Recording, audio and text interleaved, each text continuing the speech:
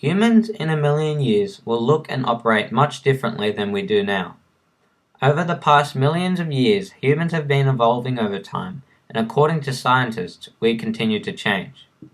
We have changed physically and mentally, but what does the future have in store for us next?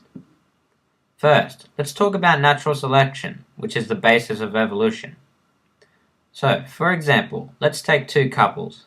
One couple is strong and tall, and the other couple are weak and short. One might think that the strong and tall couple are the motor of evolution because of their desirable traits, but that is not the case. Assume that the strong couple have two children, who each have two children, who each have two children, etc. And the weak couple has three children, who each have three children, etc. You guys get the point.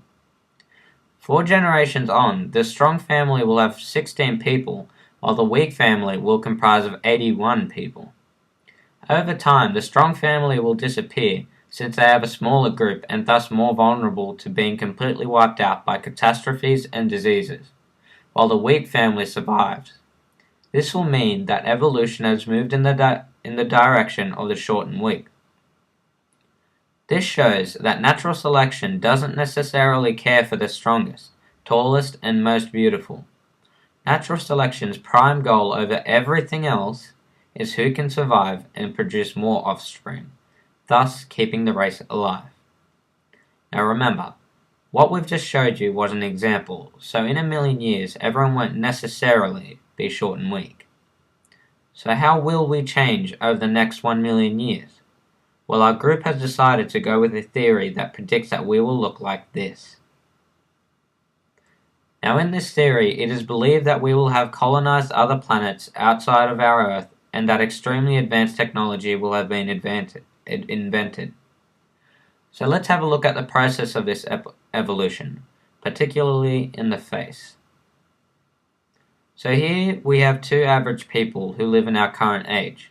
As you can see, there is nothing out of the ordinary. Now in this second stage, we can see that some changes have occurred. Heads are a bit bigger to accommodate larger brains, and the eyes have become noticeably larger.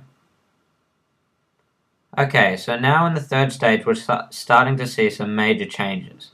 Heads have grown even larger, but eyes have grown too. It is believed that as a result of human colonization of the solar system and people living further away from the sun, there is less light, and thus the eyes will need to grow larger to cope with the lack of light. Skin pigmentation has also become noticeably darker, along with thicker eyelids to protect us against UV rays when living outside of the Earth's protective ozone layer. Okay, so the most noticeable change in this final stage you can see is that our eyes have become quite freakishly large. These eyes are predicted to come with an eye shine enhance for low light vision and even a sideways blink to offer extra protection against cosmic rays. Okay, so let's get into the factors that can possibly change this theory of future evolution. There are a various range of things that can affect the way we adapt to live and change. The temperature might change dramatically due to global warming and climate change. Pollution could destroy our ozone layer, allowing more dangerous UV light to enter into our atmosphere, changing the course of evolution. So, how about the environment? Probably the biggest causes that the environment can do to affect our future evolution according to the way things are going now. It is the increasing technological environment we are starting to live in and global warming. If the ozone layer continues to further deteriorate, we may be forced to develop more melanin pigments, causing our skin to go darker and thicker in protection of skin disease and UV rays to survive. So what about people of dark skin, you may wonder? Well, if UV rays are starting to pour in through our broken ozone layer, dark people may be very well in favor of natural selection. We predict that in a million years, man will also become much skinnier and weaker. A modern world where technology is starting to do most of the work for man, it is predicted that humans will become much less lean and more skinny, as we do not need our muscles as much as we used to.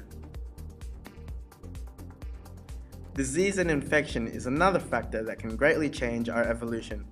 They could kill us off as fast as we can try to have a tolerance for them. Not only do living things evolve, diseases also evolve in different ways too. The common cold, for example. There may be flu shots every year, but that doesn't guarantee a safe trip of the flu. It can mutate, become stronger or weaker, or even more severe or less infectious. Bacteria can evolve and change pretty fast too. Every half an hour, bacteria is doubled. So from this, in 2 hours, that's already 4 generations of a single bacteria.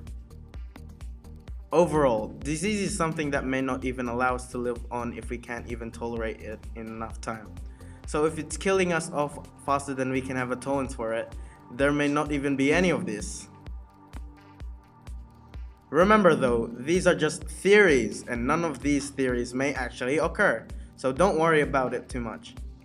If none of these theories actually interfere with our evolution, then we believe that in a million years we will have larger foreheads, eyes, and small noses, as well as being much weaker.